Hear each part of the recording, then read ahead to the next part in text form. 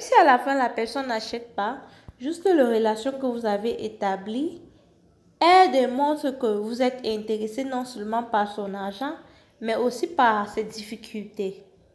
Je vais prendre un autre exemple.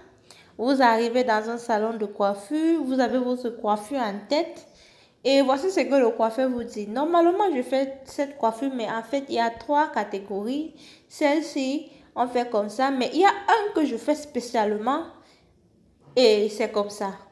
C'est maintenant vous qui va demander le prix. Pourquoi? Parce qu'il vous dit que il fait ça spécialement et il va vous dire, j'explique pourquoi. Il vous dit parce que ça dure longtemps et quand je veux faire, je fais de telle manière, j'utilise tel produit. À la fin, vous partez, vous êtes arrivé là-bas pour vous coiffer. Oui, vous allez vous coiffer, vous allez sortir très belle ou beau, mais à la fin, vous allez aussi bien et bien dépenser plus que prévu. Parce que ce coiffeur a montré le fait que c'est la relation qui est plus importante. Et non seulement vous serez satisfait, vous allez aussi recommander d'autres personnes. Donc, restez focalisé sur la relation. La 4e stratégie, c'est l'intégrité qui remonte aussi sur la confiance. Soyez toujours intègre. Quand on parle d'intégrité, on parle de l'honnêteté. C'est parfois dur de dire la vérité au client, mais il faut toujours le dire. Peu importe le prix, il faut trouver la moyen de le dire.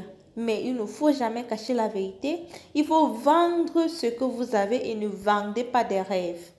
Qu'est-ce que ça veut dire? Ça veut dire que si ce que vous avez a une capacité de 1 giga, ne dites pas que c'est 8 gigas, dites que c'est 1 giga. Si ce que vous avez est limité, vendez sur ses points forts et ignorez les points de faiblesse. Ne vendez pas sur des points forts qui n'existent pas sur votre produit ou bien sur votre service. Les clients aiment ceux qui sont intègres, les vendeurs qui sont honnêtes, à qui on peut faire confiance. Ce que vous vendez doit être exact comme ce que la photo que vous utilisez ou bien votre affiche.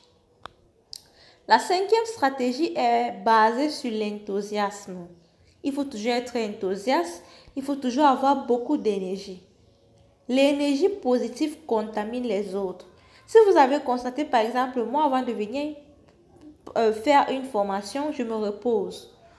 Je me repose et je viens toujours avec cet enthousiasme pour partager. Vous voyez, c'est très important, c'est très important de le faire. C'est très important de toujours être positif parce que vos clients ont besoin de votre énergie pour être contaminés aussi. C'est dur, l'entrepreneuriat est dur, mais c'est toujours bien d'être enthousiaste.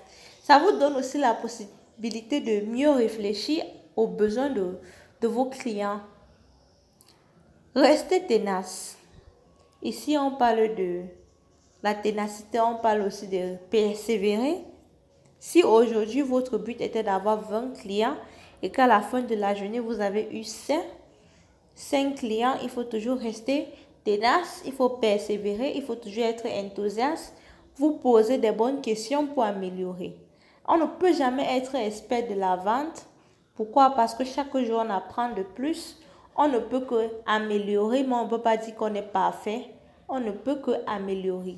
Et la manière dont vous allez vendre votre produit est différente de la manière que quelqu'un d'autre va vendre son produit. Je prends par exemple, j'ai une clé USB, j'ai l'intégrateur USB que j'ai importé. Normalement, j'importe aussi les clés USB.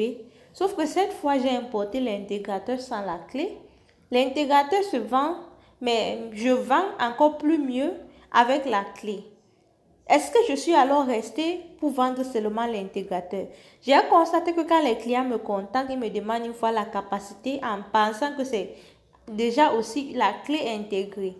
Qu'est-ce que je fais? Je me rends au marché central, j'achète les clés USB en gros. C'est vrai que ça va me coûter, mais quand j'achète ces clés et je vends comme produit complémentaire avec mon intégrateur, je vends à 2 fois le prix que j'aurais dû vendre normalement. Et les gens achètent.